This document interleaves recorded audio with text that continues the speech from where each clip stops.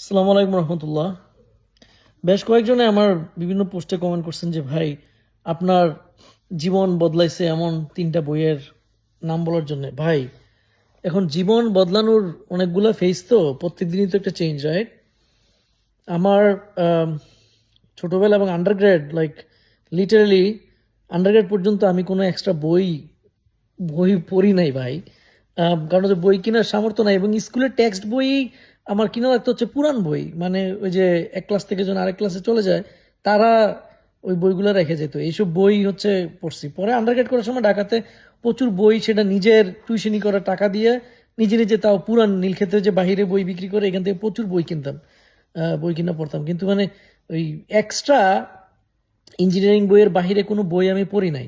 আমার বই পড়ার মানে একটা অভ্যাস তৈরি হচ্ছে 2016 সালে। আমি একটা কোম্পানিতে কাজ করতাম, ওই সময় যে আমার হায়ার করছে জেমস জনসন, হি ওয়াজ এ বিপি। তো সে বই পড়তো, তখন ওইখান থেকে আমি আস্তে আস্তে করে বই পড়া মানে একটা হ্যাবিট হিসাবে করা তৈরি করছি আর কি, করার চেষ্টা করছি। তো বইয়ের প্রতি আমার মানে রেসপেক্ট ছিল, বাট এবিলিটি ছিল না বই কিনা পড়ার জন্য। তো যার কারণে এটা একটা প্রবলেম ছিল। এখন যদি আপনি বলেন যে মোস্ট 3টা ইম্প্যাক্টফুল বইয়ের কথা, কয়েকজনে কমেন্ট দিছে, আম, সেক্ষেত্রে আমি বলবো যে সবচেয়ে ইম্প্যাক্টফুল, যার কখনো যদি আপনার মনে হয় যে ইউ ফিল ডাউন, যে আমি কি এটা পারবো নাকি পারবো না, এটা করতে পারবো নাকি পারবো না, এরকম যদি কারো প্রবলেম থাকে, তাহলে আমি মনে করি যে ইউ হ্যাভ টু রিড একটা বই আছে, নাম হচ্ছে মাইন্ডসেট। মানে আপনার যে মাইন্ডসেট এটার উপরে অ্যামেজিং একটা বই।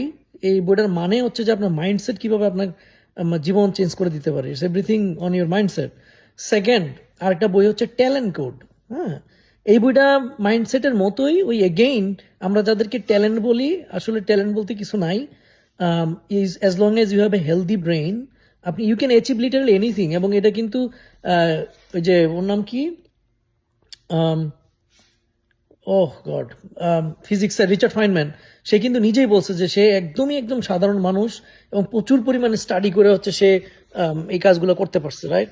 সো সেটা একটা, ওই বইটা। আরেকটা বই হচ্ছে যে অনেক সময় আম, আমাদের জানা দরকার হাউ ব্রেইন ওয়ার্কস। ধরেন মানুষকে জাস্টিফাই করতে, একজন ক্রিমিনাল কেন, সে একজন ক্রিমিনাল হলে কেন ক্রিমিনাল বারবার রিপিটেটিভ ক্রাইম করে, এটা আসলে তার ব্রেইনের প্রবলেম। যে ক্রিমিনাল সে সবসময় ক্রিমিনাল। আপনার যেই বন্ধুটা আপনার সাথে একবার প্রতারণা করছে সে আবার করবে। আপনার যদি প্রেমিকা থাকে, যেই প্রেমিকা আপনার সাথে প্রতারণা একবার করছে সে কিন্তু বারবার করবে। সো মাফ করার কোনো সুযোগ নেই, রাইট? তো ওই বইটার জন্য আরেকটা বই আছে, নাম হচ্ছে ব্রেইন। সো এই 3টা বই আমার কাছে মনে হয় প্রত্যেকটা মানুষ তার জীবনে পড়া উচিত: ব্রেইন, মাইন্ডসেট, আর হচ্ছে ট্যালেন্ট কোড।